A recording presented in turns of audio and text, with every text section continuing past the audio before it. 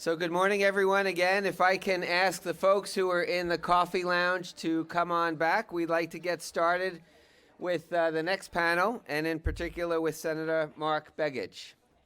So if I can ask folks to migrate in, take their seats, we'll get started.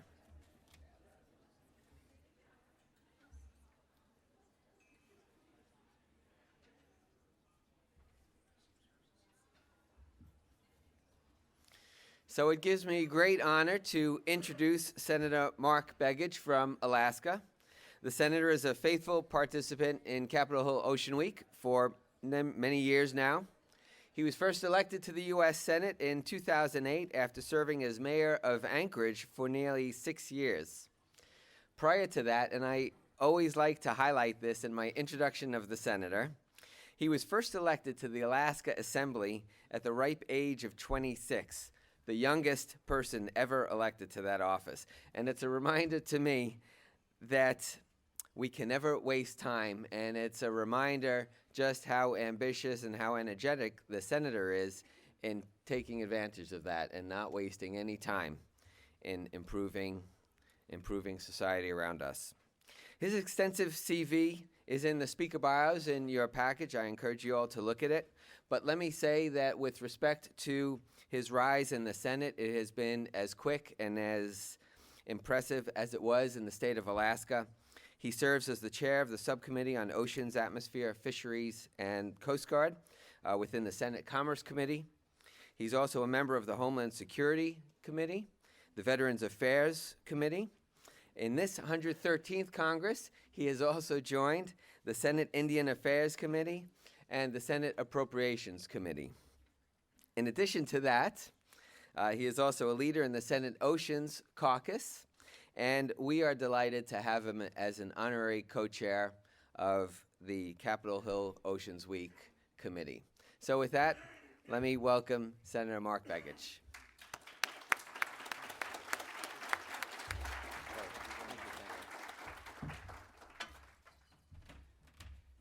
If I start choking, it's not because I'm all choked up about the issue. It's I had a bag of potato chips, and it's the rule one when you speak to a group: don't eat potato chips or peanuts before you speak, or you'll choke.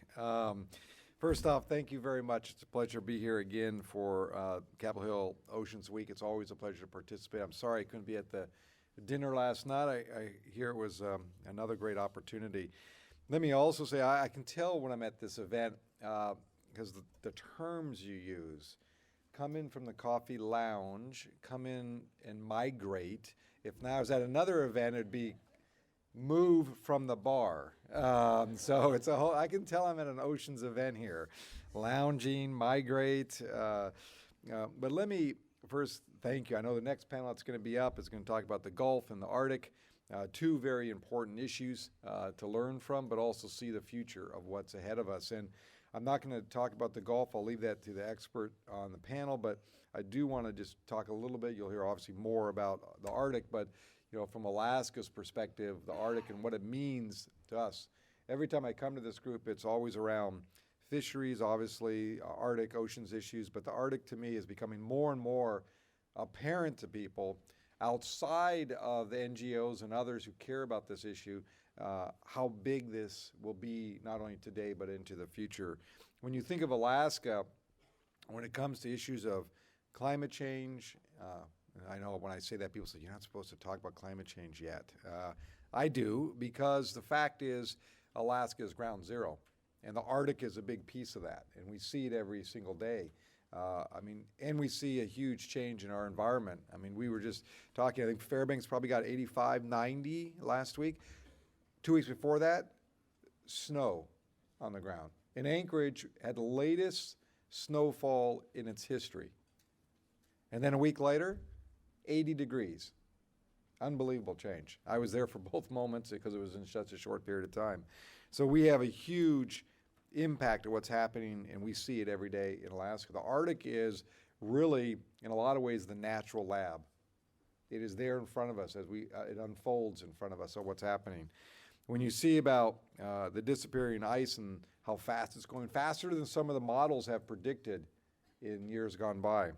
when we see the coastal erosion that's occurring at a rapid pace and not as we see maybe in the lower 40 where people talk about coastal erosion, we see 70 to 75 feet after a major storm disappear, gone in the water, over.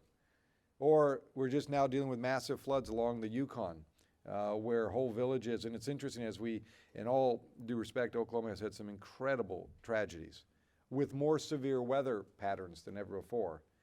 At the same time that was happening, we were evacuating full villages up in Alaska because of the floods that were occurring. And when we have to evacuate, it's not about driving down the road. We have to actually move planes in and boats to move people out. Very complex issue and very risky. As we also see the movement of the Arctic and the change there and how fast the shipping lanes are coming and becoming more and more occupied by vessels from all across the globe, utilizing the Bering Sea and the Northwest Passage as future opportunities, or the potential of what's in the Arctic from oil and gas, minerals, science, tourism, fishing. The list goes on of what's about to happen in the Arctic. I joke a lot with my colleagues here in Washington that they have finally discovered there's actually a thing called the Arctic Ocean. Like they had no idea there was an ocean up there. And the reality is because so much new activity, and I remember this conference has been much smaller. It looks like you have a pretty good attendance to this conference. Again, more and more people are finding interest in these issues and trying to figure out what to do. But as we do this, we have enormous opportunity, but we also have enormous risk. And we have to balance this as we move forward, because the debate on the Arctic, and I know some still debate this, is should we be developing, should we not? The Arctic is going to have activity developed by us or others. It's happening. So how do we manage it to protect the environment and a unique part of Alaska, which is subsistence lifestyle, which is surviving on the land, not just doing it for pleasure, but living off the land where, yes, we still do whale hunting, Alaska Native people, in order to put food on their table for the winter, still depend on what's in the ocean to survive, not just for sport or not just for commercial harvesting. It is for survival of the individual families. The federal government has a huge opportunity and a role here. It depends on, when you think about the issues, vessel tracking, aids to navigation, spill preparedness, infrastructure, search and rescue, all these pieces are part of the equation. I did a presentation not long ago and I described if you need the Coast Guard to come to the Arctic and they're not positioned there, you got to draw them out of Kodiak, which is like, if you had an issue in New York City, you'd have to call Atlanta to get the ships there. A lot of people don't realize the size and magnitude of the resource needs. So we have a lot of opportunity, but a lot of risk. Some of the things that we've tried to do, and through my legislation, I've put some bills on the table to talk about robust science and understanding the Arctic environment, because I don't think we really fully understand it, and it takes resources to do that. We also talked about more funding for the Arctic Research Commission and the Alaska Ocean Observing System. We know we're going to need more resources for Coast Guard and NOAA. Sometimes one gets forgotten, but we need to have both of these fully funded with the right kind of operational equipment and also infrastructure. We also know we need ice-capable ships to work in the Arctic. It cracks me up when they say, well, isn't it all melting? Why do you need ice-capable? And you have to go, well, it's not exactly all melt. It's not like, the beach. It's not that simple. We still have ice, but I am concerned because some of the funding presented by the administration does cut back the funding for the Coast Guard, which is critical for our infrastructure and operations. We know we were successful in helping put some maintenance dollars in to repair the Polar Star, which it's a 37-year-old icebreaker. I mean, we're glad we have it, but we can't depend on that. While we're doing that, China is very busy. They have their sister icebreaker called the Snow Dragon that they're developing. They're developing an enormous fleet of icebreakers because China has and understands that if you want to move goods from China to the European markets, you can cut 40% of the cost of fuel and time by going through the Bering Sea and over. So icebreakers are a critical piece, but also they see opportunities in the Arctic. As some of you may know, if they had their way, they would redistribute the resources of the Arctic based on population. And they've actually said this, not by who's there, but the size of the country and the population, which of course you can imagine what that means. We've also, besides infrastructure investment, we think there's a need for the revenues that come out of the Arctic to be shared with communities, and very important. We have a revenue sharing bill that's important to ensure that if there's any kind of oil and gas exploration or development, or any type of development in the Arctic, and those revenues are shared and paid to the federal government, that a sizable amount of that needs to come back to communities that are affected so they can pay for the infrastructure requirements, the impacts that those might have, and also the preparedness that's necessary.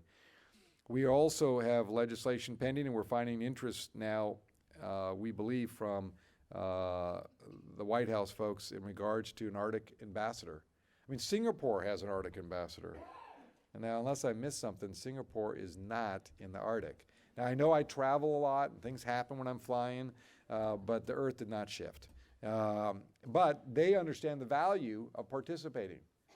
And in all due respect to the great work that the State Department has done, we need a single body, single person focused on the Arctic in these multifaceted areas.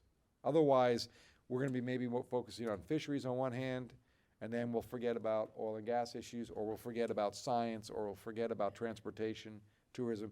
We need to focus. Also, 6 of the 8 countries involved in the Arctic Council have ambassadors specifically for the Arctic, except us. So I think it's an important piece of the equation. Let me end on one piece, and this is the issue that we'll be dealing with on 2 fronts. Very recently, or more recently than the legislation, which will take some time to work through, and that's the whole issue as we work forward on the Magnuson-Stevens Act reauthorization. The other piece is the future of fisheries in the Arctic. There's the potato chips. Almost completed. I was so impressed with myself. What happened?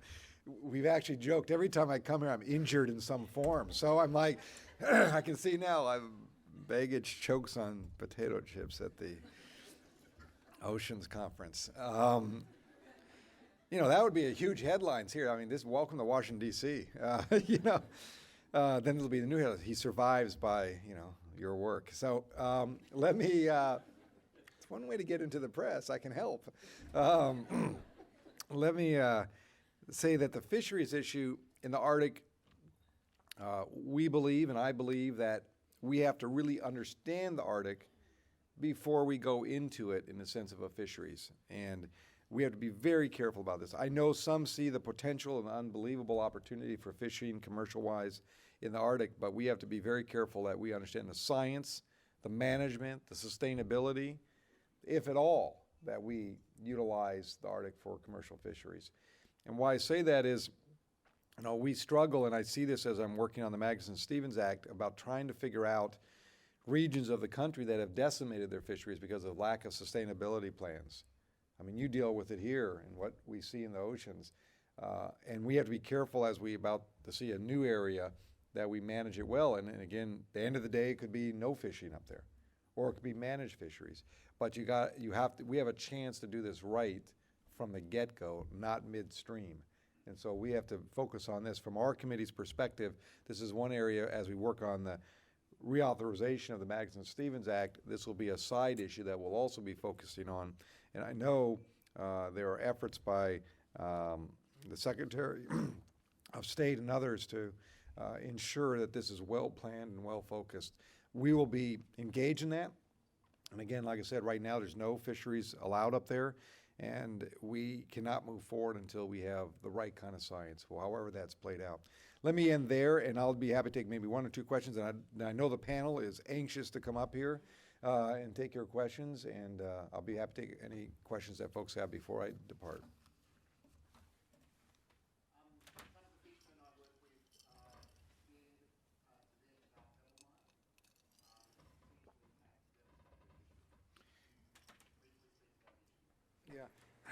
Pebble Mine, which is over in the Bristol Bay region, the question was what would be the impact of Pebble Mine development, which is a large mining potential operation in western Alaska that touches the headwaters of Bristol Bay, which is considered, when you look at all the fisheries of the country, it would be the fish basket of the country. It is the place of a rich fishery.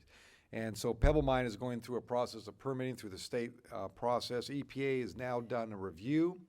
A lot of comments have come in regards to how this might affect the environmental impact or the fisheries in this area.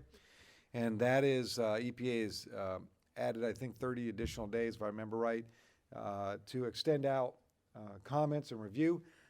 Once they're done with that, they'll have a final report prepared probably toward the middle or end of summer is my bet. And from that will tell us a lot of the science or the impact potential. My view on these kind of large operations, and I support mining, let me make that very clear, but also I don't support it blanket, across the board. We look at project by project. Some work well, some do not.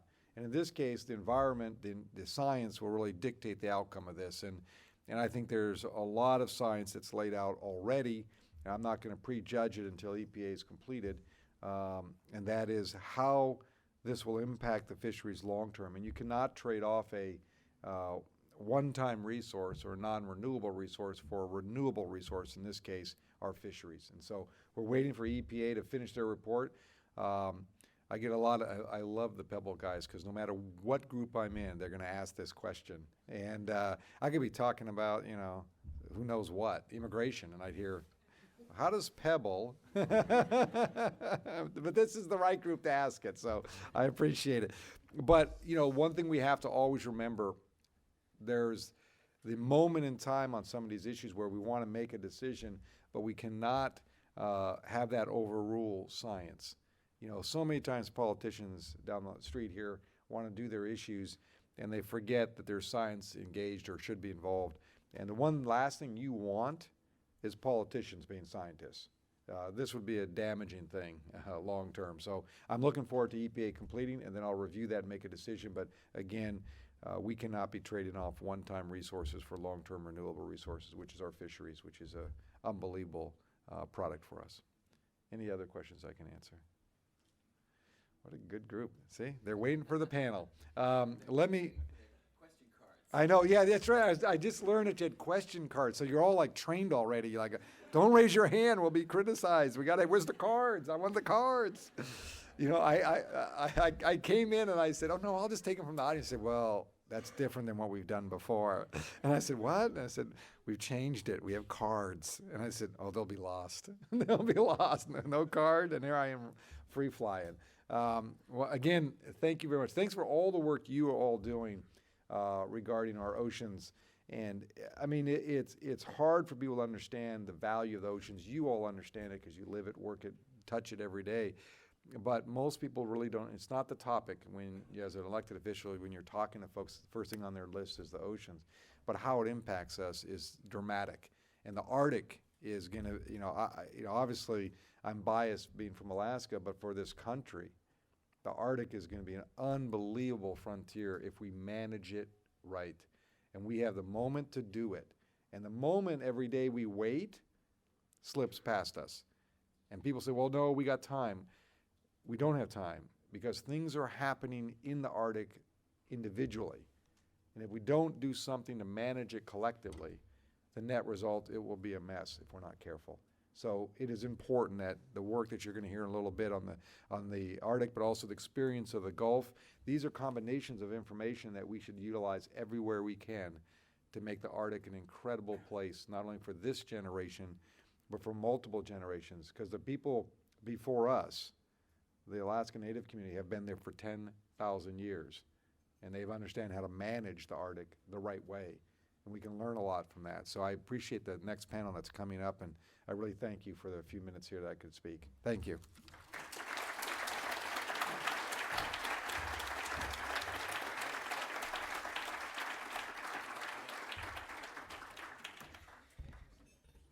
So, Senator, I'd like to thank you for your remarks. I'd also like to thank you for your dedication and what we would call taking one for the team.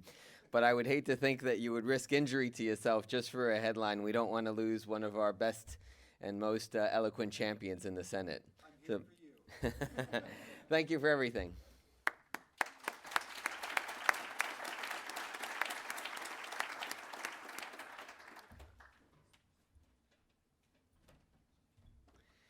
So I'd like to introduce our next two panelists, which will be presenting more of an update in terms of what's going on in two key regions in the country, Alaska being one, the Gulf of Mexico being the other. And for that discussion, we have first Larry McKinney, Executive Director of the Hart Research Institute for the Gulf of Mexico Studies at Texas A&M in Corpus Christi. Many of us know Larry for the work he's done over many years. In the role at the Hart Research Institute, he leads an interdisciplinary team looking at science, policy, and socioeconomics. But more than that, Larry plays a key role across the board in all Gulf of Mexico issues relating to the ocean and the coast. And he serves as chair of a key team, part of the Gulf Alliance. He chairs the Flower Garden Bank's National Marine Sanctuary Advisory Committee. And he chairs the Sea Grant Science Advisory Committee as well. His full bio, again, is in the package. I encourage you to take a look at it. To his left is Jeffrey Short, who runs his consulting practice in Alaska. And he does that after concluding 3 decades of working as a research chemist within the National Oceanic and Atmospheric Administration. His specialty is in oil pollution, where he looks at distribution, persistence, and effects of oil on the resources. And he has authored many papers and 3 books. With that, let me turn it over to you, gentlemen, and let me remind everybody that we'll go back to the question cards. We've got volunteers. If I can ask the volunteers to raise their hands. They'll be walking up and down the aisles collecting your cards, and then Larry and Jeff will sort through them and take your questions that way. We will extend this discussion till about 5 after 12 to give the panelists a little more time, and then we'll break for lunch after that. Thank you. I think I'm going to go first, and I appreciate the opportunity to be with you here today. Yes, I do have some PowerPoint slides. I mean, these monitors around here are pretty intimidating when you talk about talking heads, and since I have a face that's designed for radio, we'll all be better off that we're going to take this approach. And they're just really some emphasis points on the slides. It'll be a little bit not necessarily connected. I'm trying to make a few points that could elicit some discussion, so the transition between the slides are not necessarily in sequence, but I wanted to make some points. And I think the first thing I wanted to start with, and this is a fundamental issue in the Gulf of Mexico, and that is it is a place where a healthy economy and a healthy environment coexist, and they do contend for one another. But I've worked in the Gulf for over 40 years from science side and policy and resource management. If you don't understand this link, then you really are not going to be very effective working in the Gulf of Mexico. It is an inexorable link, and so it's important for us. There it goes. And I'd illustrate this point that the Gulf of Mexico, with all due respect to our senator who is here, is our most valuable marine asset.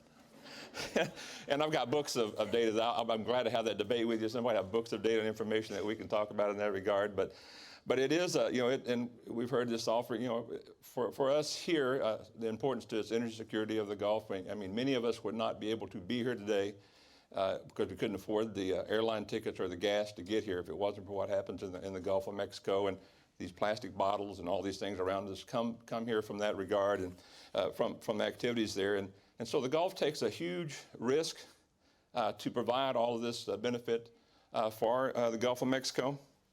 When you look at what happens between the mountains in North America, just about anything that occurs in the central U.S., it eventually ends up in the Gulf of Mexico. The most famous example, of course, being the hypoxic or dead zones. I mean, the Gulf of Mexico takes the full brunt of this insane ethanol subsidy program that we have in this country, and that's what hits us here. And basically, at the same time it's doing that, it accounts for over half of the recreational fishing that goes on in this country, which is an indicator of how healthy the Gulf really is in meeting this needs. We produce over 1.3 billion pounds of seafood, more seafood than the entire coastline of eastern U.S. Apologies there, but it does. And so it's one of these balances that we seek to maintain. I guess one of the best examples of how this mixes has been the issues over idle iron, the almost 4,000 oil and gas platforms are in the Gulf, and how they fit into the natural ecosystem. And it's obviously a topical issue that we've been dealing with here. I've been part of at least 2 congressional briefings over the last year and a half on this topic and how these things mesh together. And there's, of course, ongoing debates of whether these platforms attract fish or produce fish and all these types of things. We can have that discussion if we want to. I think there's some good evidence of where the value is. But that all aside, it is the heart of a multi-billion-dollar recreational fishery in the Gulf of Mexico, in which thousands of jobs and millions of dollars in conservation dollars are generated from these activities. So we all have a stake in how to make that work and how they've grown up together. And so I think in that regard, they're particularly valuable. I do want to go now into a little bit, of course, one of the topics that we're asked to talk about is the aftermath of Deepwater Horizon. Where are we today? What do we know? And hitting that up. And I think there's no doubt that this spill has been the most investigated, dissected, researched oil spill that probably has ever occurred. And it's an important goal for our institution and for the Gulf Research Initiative. That's the $500 million 10-year research program that's going on in the Gulf. That information that we learn from that is made available for other scientists, for the public, for policy and decision makers to use in the future. So we're making a strong effort in that regard. But I think it's important to understand that our old algorithm, how we thought of oil spills before, was turned completely upside down in this spill. That's what we're learning about more than anything else. I think the most fascinating part of this, whether it was and it probably was a combination of the physics of this blowout in the very deep Gulf under high pressure, and then this incredible use of dispersants, basically turned this spill upside down and distributed a great part of that oil throughout the water column. And all of our ability to respond to oil and gas oil spills has been focused on surface. Our technology, our equipment, our response plans are all designed and have been designed to deal with it in that level. And this is a whole different situation. And one of the things that I'm very concerned about right now is that as we're trying to learn about this whole issue that we haven't seen before, that we're rapidly moving forward in making plans for potential future spills and looking at tremendous use of dispersants, heavily focused on dispersant use. We're spending millions of dollars on ships that would actually bring dispersants in the very deep Gulf. And it may be the thing we do, but how do we know that that's where we want to go? We have to be careful that we understand that, and that's really what the process we're doing. Yes, the Gulf of Mexico is naturally inoculated against these deep oil spills with over 400,000 barrels of oil that naturally seep into the Gulf on a regular basis. We're trying to understand that link. But we also have this marvelous deep ocean coral community in which some members of it are thousands of years old. And how does this link with the surface? These are things that we need to understand. And we're beginning to understand. I think we're going to get the answers, some good answers in the next couple of years in that regard. And of course, there's this whole structure of moving forward with Restore. And I want to make a point here with all of us that everyone in this room has a stake in being successful in the Restore-related activities in the Gulf of Mexico. I mean, all of us have, on a regular basis throughout our careers, advocated that if we make the investment in ocean conservation and health, it will pay dividends, not only economically, but for human health and well-being. And in the Gulf of Mexico, as you can see from the things that are happening here, the dollars that may be coming there, we're going to have a chance to prove that. So either we're going to be a model for what the value of that investment can be, or it's going to be a hammer that's going to be used against all of us for investing in other situations. So how this moves forward is there, and there's some of these elements I think that are very important. The Restoration Council and its activities will be something that all of us should focus. That's the organization that will be accountable for about 30% of those funds aimed at ecosystem level responses and those types of things. So there's a whole range of those topics we can talk about. Already, the National Fish and Wildlife Foundation, National Academy of Sciences are having funds to really do something very valuable there. So we all have a stake in being successful in that regard. And really what we're talking about is the opportunity not to address oil spills in particular, and yes, they are an acute and important event, but the real drivers of where we're going to, our health of the Gulf of Mexico in the future is related around climate change, sea level rise, our ability to deal with water, both quality and quantity in the Gulf, and we're going to have an opportunity to do that. And if we are going to, move forward and have those resources, it's going to be really critical that we be able to evaluate success and are we moving forward and where do we need to focus these dollars. And I would make one pitch. I think one of the most important investments that we can make with these funds is to establish a true ocean observing system in the Gulf of Mexico. It's important to everything we do, from business to industry to oil spill response to ecosystem level management. We're advocating through our Gulf of Mexico University Research Initiative. It's an organization of 78 leading research institutions around the Gulf, that we ought to invest at least $1 billion of these funds into establishing and maintaining this system that we need there. We're also looking, how can we evaluate the health? If we're going to invest all these dollars, we're going to have to justify this back to our political leadership and our citizens. Are we making a good investment? We need to evaluate the effectiveness of all these restoration activities through either a report card type of thing that we're looking at or other methods. So that's important.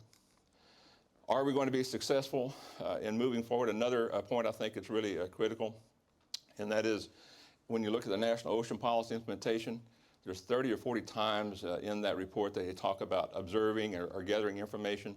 Mentioned sentinel sites. I think our National Marine Sanctuary sites are ideal sentinel sites to measure where we are and progress we're making.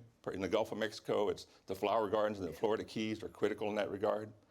But more importantly, I think, is that as we're seeing from a small p political standpoint, of all the players that are now involved, when money comes to the table, it's amazing how many people will come forward to try to tell you how you need to use it. And we're looking for models of success. How do you integrate this issue of oil and gas industries and shipping and fisheries and conservation and all these types of things? And I will tell you the best models that I've seen in doing this and accomplished it have been the National Marine Sanctuaries, the advisory councils, where in the Gulf we have brought all of these stakeholders together to, one, expand National Marine Sanctuaries, conservation areas, when you have the support of oil and gas and business to expand National Marine Sanctuaries, where you have fishermen coming forward to recommend closing areas for commercial fishing to restore, those types of things. When you can get those kind of groups together, this is what we need to see in the Gulf. So we have those models, and we need to take advantage of them. And finally, you get one little commercial pitch as I close it out. We're continually making efforts to bring people together. There's several activities and things that are going to be happening to keep everyone on a course. And then one of our next opportunities as we're moving along is the State of the Gulf Summit 3 will happen next March. And the focus of that will be all these things I've been talking about, keeping us on a course to really do something important for the Gulf of Mexico. So with that, I'm going to wrap up. I know we're trying to get short on time, so I'll just pass it right over to you. Thank you, Larry. Everybody hear me okay? So, Larry, we need to have that conversation about the importance of the Arctic versus Gulf. Some of that plastic comes from Alaska as well, as do some of the fish that we eat and the gas that we use to get here. I just want to begin by assuring everybody that Senator Begich and I did not collude on our presentation, but much of what you hear is going to be me just amplifying the points that he made. And I really want to thank the Senator for being such an articulate representative of those points, both here and, more importantly, in the U.S. Senate.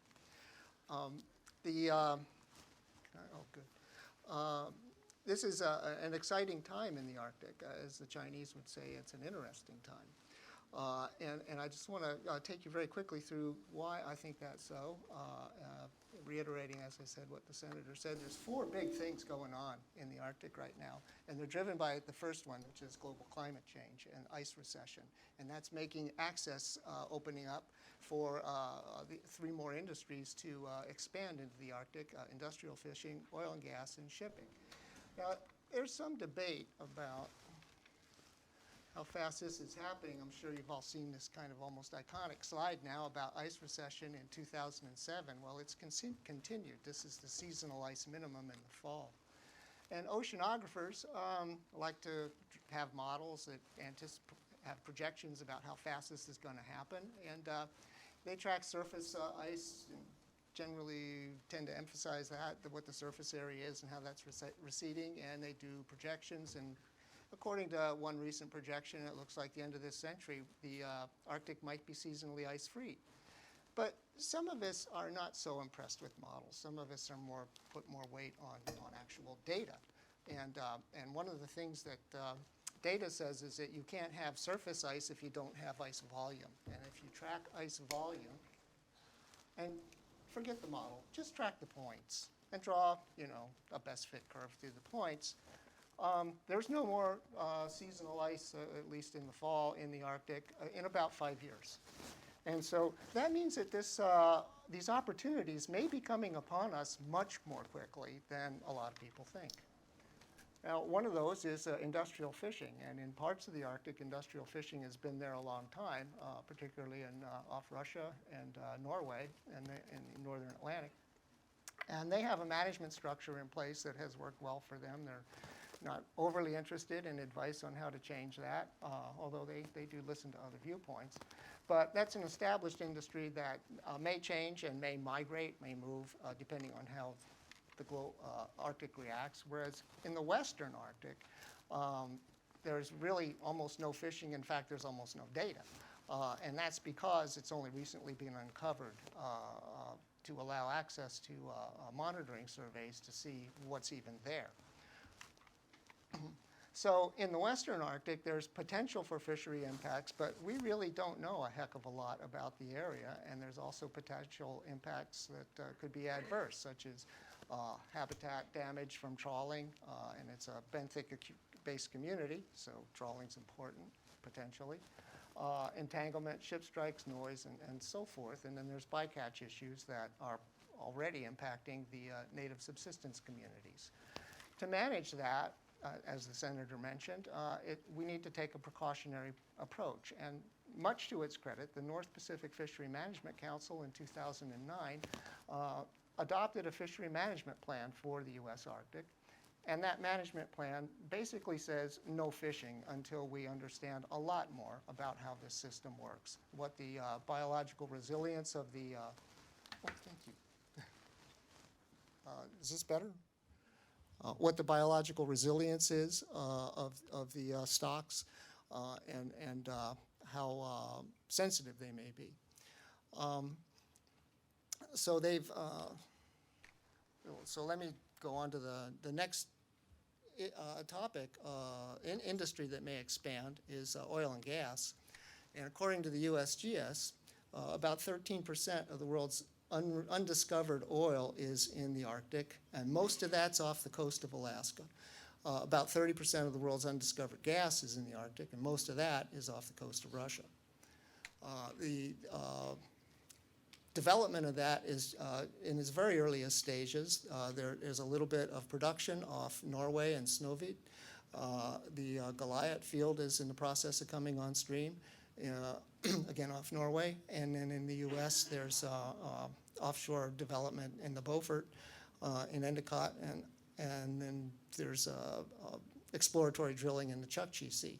But so far, there's been little development of the resources that are potentially available. If there were any problems with development of those resources, it would be very problematic for anyone to deal with it because the Arctic is a pretty rambunctious place. Right now, we still have ice, and so the ice conditions in the summer and fall are, you only have open ice maybe 40 to 20% of the time. It's a windy place. 20 to 30% of the time you have gusts above 30 miles an hour, and you have an awful lot of fog. All of these things are not conducive to oil spill response. You also have very little infrastructure. It's about 400 to 600 miles between those bases, Coast Guard potential bases that you see there. Those aren't actual Coast Guard bases, but they might be. There is one deepwater port in the region, in Providencia, which just has one small drawback, and that is that it's Russian. And then, so this is going to make oil spill response problematic from a number of points of view. And then finally, if an oil spill were to occur anywhere away from either Prudhoe Bay or Barrow, you'd have issues with local command and control, and this is what your local center would likely look like.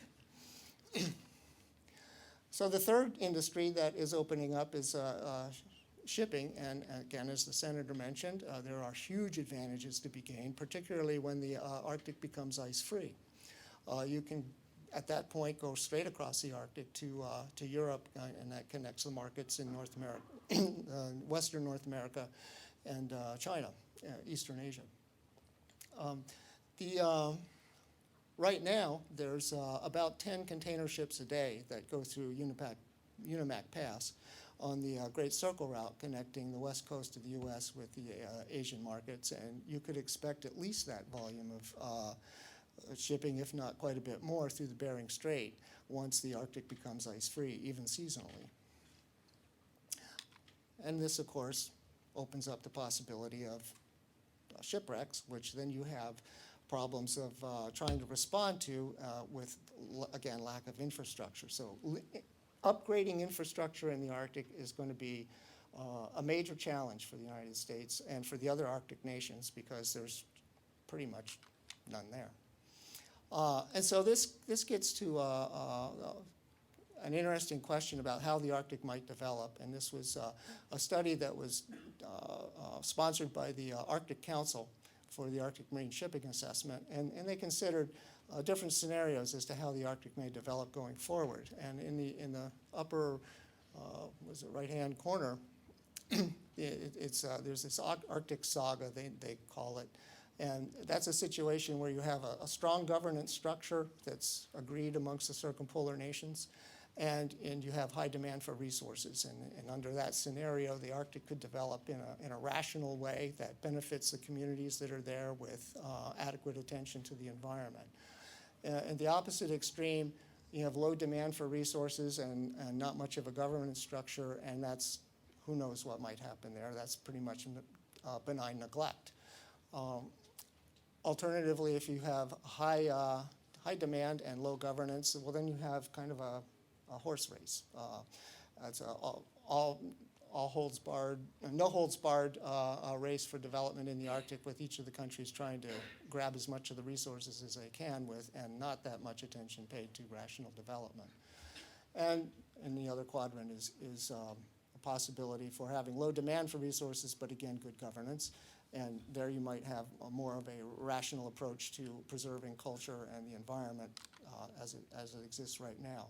But what could really mess all this up is that first graph I showed you. What if it turns out that the Arctic becomes seasonally ice-free in 5 years, and it turns out that the Arctic becomes permanently ice-free by around 2040? Then you engage these really powerful planetary feedback loops that begin with increasing CO2, that increases the temperature, it melts more ice. As you melt more ice, you melt permafrost in the terrestrial part of the circumboreal. That releases a bunch of methane, that increases the rate of warming, and then you add more CO2, and this all builds on itself. And it also engages secondary feedback loops, where you have increased forest fires in the circumboreal because it's drier now. That deposits black carbon on the ice, melts it faster, accelerates the primary loop. And you have shipping through the Arctic, which belches smoke and has particulates on the ice, and similarly engages those loops. These loops are probably now irreversibly engaged. We've probably bought an ice-free Arctic for the first time in human history. In fact, for the first time probably at least in the last 125,000 years.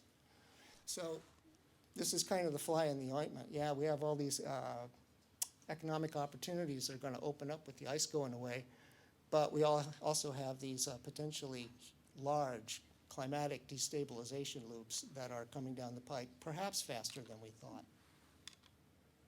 So this could create a pretty serious evolutionary bottleneck, essentially an extinction event, between now and as early as 2050. And one of the challenges to meet that is to figure out how to improve resilience. And the organization that I formerly worked with, Oceana, and who's sponsoring my presence here today, is really interested in developing techniques for identifying what parts of the ocean contribute most to productivity and ecological stability, and maintaining them. And so with that, I'll close, and we'll turn it over for questions. Thank you.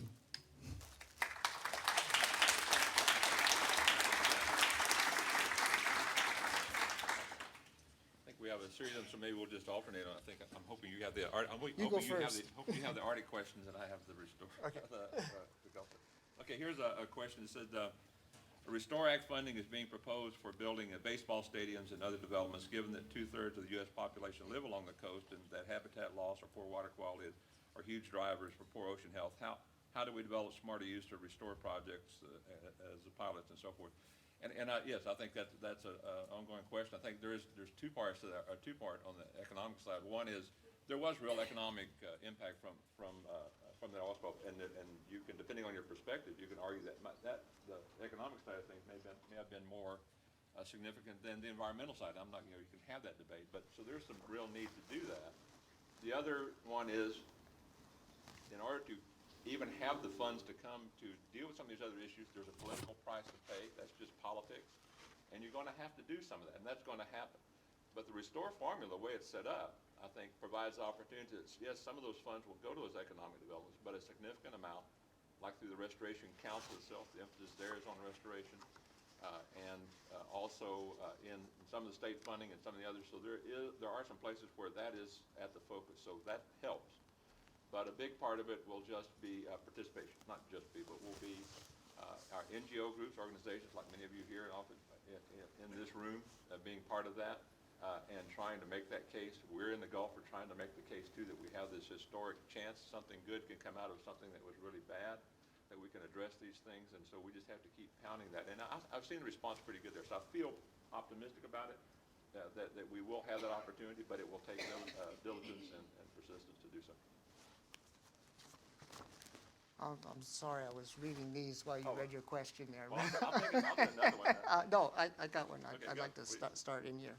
I guess I'd like to really start with the easiest one, and that is, how has the Bristol Bay and its watershed retained such a model sustainable fisheries for salmon over half a century? And the clear answer to that is the North Pacific Fishery Management Council, which has taken a very enlightened approach to fisheries management, and they would say sets a global standard for sustainability and taking that very seriously.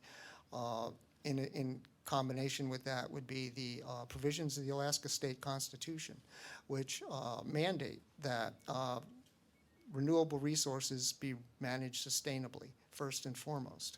And so a direct example of that is the salmon management policy in Alaska, which dictates that you have to meet escapement goals for renewing reproductive capacity back into the salmon streams before you can fish.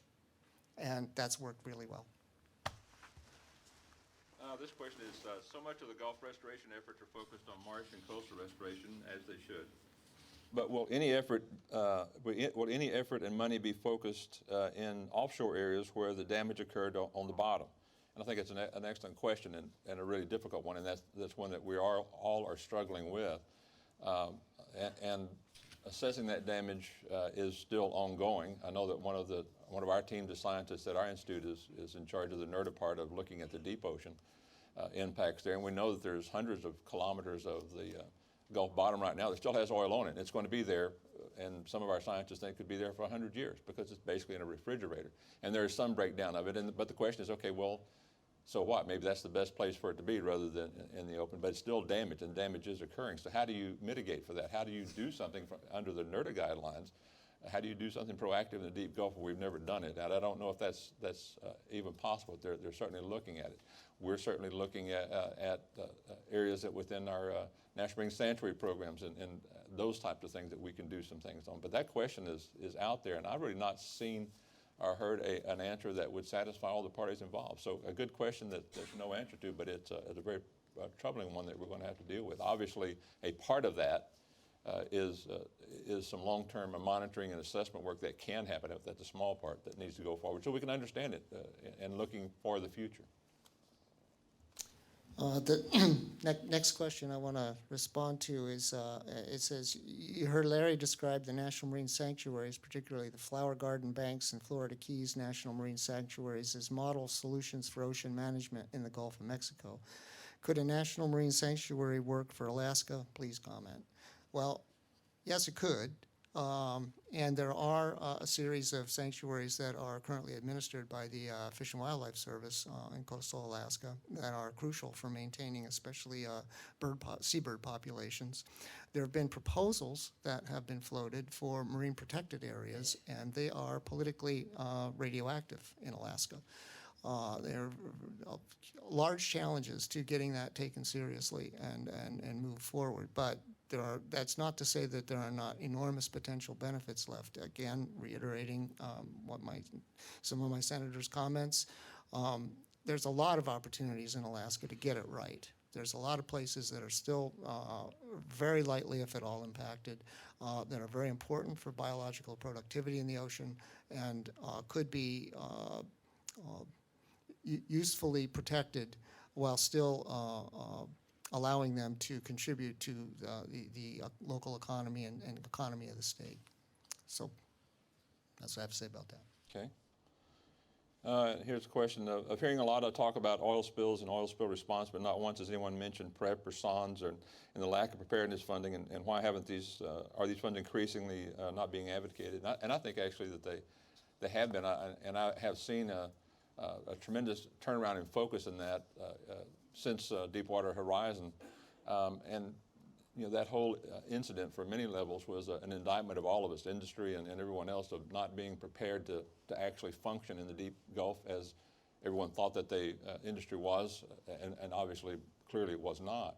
But I think what I have seen from an industry side response on this has been a complete turnaround of that. Now, where we were not in a position to deal with those kind of deep spills before, we now have at least 3 different companies that have devices that can cap those types of wells and things. So and we're looking at whether when you listen to my remarks about dispersants or preparedness, we've seen industry organizations have put together to come at it, and we're seeing a considerable amount of planning on the Coast Guard and others to be prepared for where we're going in the future. So I think it's been quietly done, but I think pretty effectively. Yes, we can do more, and we're going to know more about it as we learn more in the science side of it, but I'm very comfortable with where we're going to prepare for this in the future, because we are going to have to deal with oil and gas development. The Gulf is moving further and further into the deeper water. These are issues. This is the issue we're going to be dealing with in the future, and we need to be prepared. And I feel pretty comfortable that we're on the right track to doing that. So next question I have is, with the U.S. not having ratified the Law of the Sea Convention, what does it mean for the business community as the Arctic opens up? Well, it means we're off to the races. And in particular, it means that we're going to probably approach the Arctic governance more toward the left of the high demand curve than toward the right. So that there's, that would encourage more of a free-for-all approach to developing Arctic resources. Now, against that is the Arctic Council, which has, in my view, taken a very responsible and considered approach to Arctic governance and may serve as a countervailing force to that development. But that's kind of how it looks to me right now. And I pulled a question pretty much related to that. It says, Larry, can you speak to the involvement of Mexico in these Gulf efforts? Yeah, I think obviously it's very important. The Gulf of Mexico, both Mexico and Cuba need to be involved in these discussions, as a matter of fact. And we're making some progress, but it's still difficult. I think one of the great impediments is our not yet ratifying the Law of the Sea. I think that's an incredible, something we need from a business standpoint, from an environmental standpoint, on dealing with that eastern and western gap issues, both from an economic development and safety response. We need that desperately. There are some efforts moving forward on it. Although, for example, one of the things I think is of great concern, and some of the pressure has dropped off because Cuba has, although they've tried to drill in the deep Gulf, they've not been successful, so they backed off on that, so that pressure is not there. But to think that we could have a situation, a deep water spill off of Cuba so close to Florida, yet it would be illegal for the U.S. to share its response technology with Cuba to help stop that spill, even at that close to shore at this time. We need to address those things now. We shouldn't let the pressure off. We need to come up with that ways of cooperating internationally. So there's some tentative efforts there, but not anywhere near what they need to be. Encouraging, but not where it needs to be yet. So I got a question. Once the loop of losing the permafrost, melting of the ice cap, and the releasing of the methane has started, is there any way to stop it? Pretty much no. Okay, that's you know, science, we like the bang answers. There's not gray and white. Sure. Well, these are Yeah, straightforward, yeah. planet-wide, planet-scale feedbacks that once they're engaged, they acquire a momentum of their own. And I think the sobering message from the data that we have in hand right now is that these have engaged more quickly than we thought, and this is all going to come at us a lot more quickly than we thought. And rather than thinking about these destabilizing effects happening somewhere off at the end of this century, and who cares, well, I'll be dead, at least I will be, I'll probably live to see this. The question is, why not use some of the Gulf spill money to research more benign dispersants? And I think actually that's already going on. The Gulf Research Initiative, a significant part of it is actually looking at that type of thing. I know industry is looking at it. You know, I guess some of the points I tried to make today, you may think I'm opposed to dispersants. I'm not necessarily. But what I am concerned with is if we go down a road that we lay out strategies that are so heavily dependent on those until we actually know if they're effective and how they fit in the policy, that I can see this, we get so invested in that technology from a funding standpoint, and if we find out, as I think we'll begin to learn in the next year, the real impact of use of dispersants on deep ocean, we find out there maybe there's some issues, it will be very difficult to turn that ship away to a different type of policy if we find that. I hope we don't, but we may. So that's my concern there. So some of that's going on. I think there will be some opportunities. National Academy of Sciences is about to put together a $350 million program, 30-year program. There's obviously research areas that could be looked at in that type of thing. So there's some opportunities to use that money, but I'm going to tell you right now, it's already going on, and there's some significant dollars looking at that technology, which I appreciate. I think it's good, important. I just would like to chime in. I'm not a big fan of dispersants either in the whole dispersant debate. I wish there would be more emphasis given both in the public sphere and in the scientific sphere on actual data. I'm a fan of actual data, and on how it worked, how well it worked. There's a lot of mythology out there, I think, some of which is embodied in government reports that are overly optimistic about how it did work or may have worked in the Gulf of Mexico. And I think we need to look at these things soberly before we start making policy decisions based on over-optimistic estimations of how effective they are. Anyway, that's my personal opinion.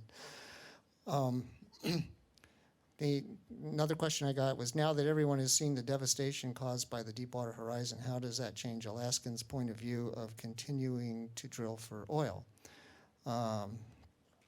Drilling for oil is very popular in my state. Some have suggested it should be the state motto.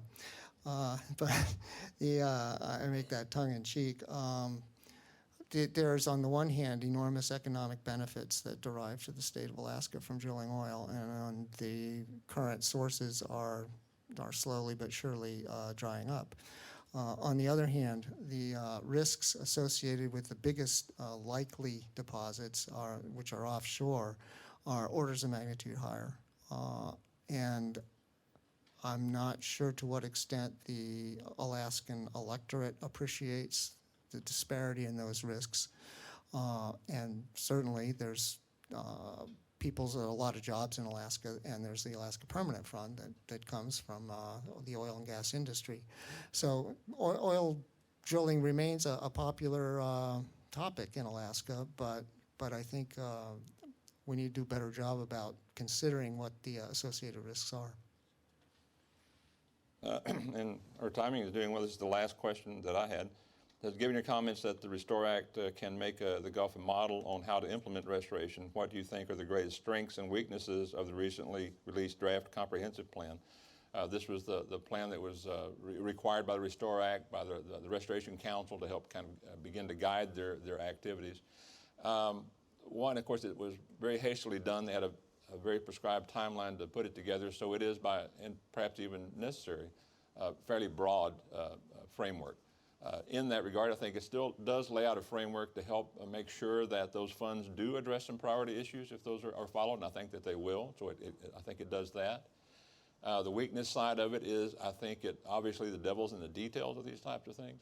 I think that for many of us, it's a concern that whatever projects perhaps are identified, that they have a really sound science base. You want to make sure that we're going to invest these dollars in some of these projects, that you don't put an oyster reef on top of a mud flat or these types of things, that they actually have a chance of succeeding. You also want to make sure that these projects contribute to the Gulf ecosystem as a whole, the bigger system. So being better defined in the criteria for the projects that would come forward, how we pick those projects and how they fit together, those criteria I think will be really critical. It's not really in this plan to the degree that it needs to give me the comfort that it will accomplish that end, and I hope that will happen, and I think that'll be a goal. So that's where I would look at it as a weakness, is that kind of that science base of the plan, sort of there, but it really needs, I want to put some really tight framework on what we talk about when we talk about restoration projects, what that really means and is defined, and we're all comfortable with that.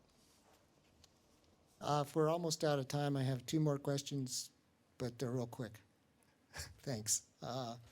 The first one is, does consumption of Arctic natural gas contribute more or less to global warming than allowing it to be released unconsumed? Almost certainly less. And the reason for that is because for every BTU that you turn into useful heat or work from burning methane, it's about 2 BTUs that you would have had to produce by burning coal. So to the extent that you displace coal consumption with methane, you're using less to produce an equivalent amount of useful energy. And then the other one was what the source for those that data I showed you on the 5-year graph and the perhaps 40-year projection.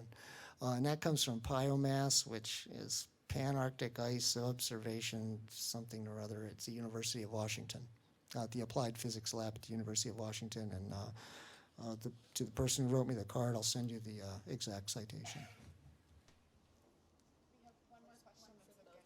Oh, okay.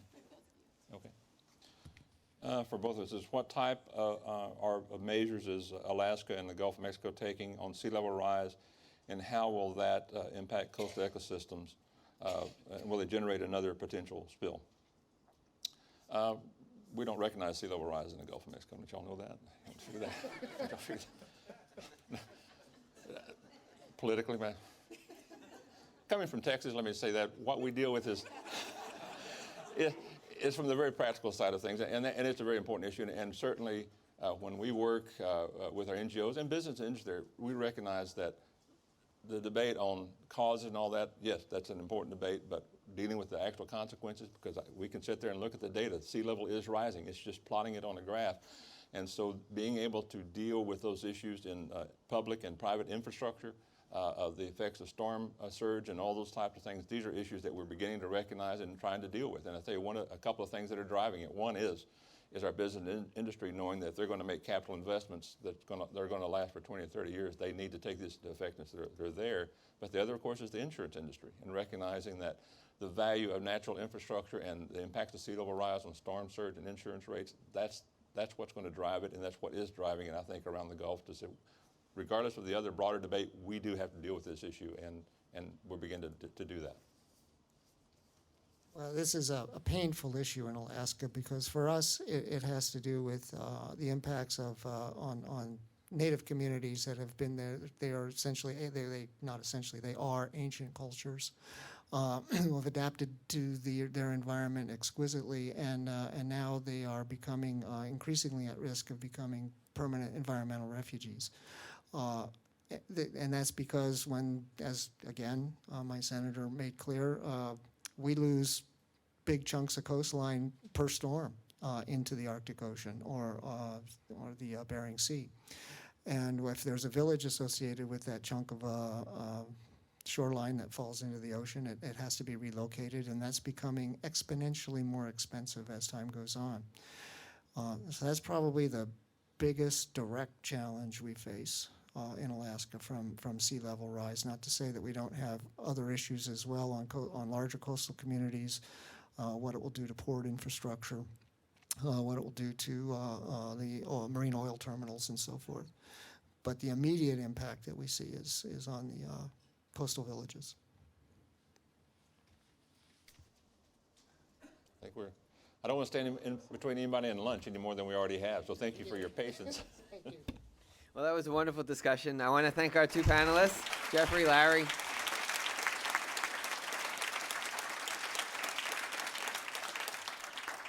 So we've got box lunches in the room next door, and feel free to take a break. We'll start up again at 1:15. Thanks very much.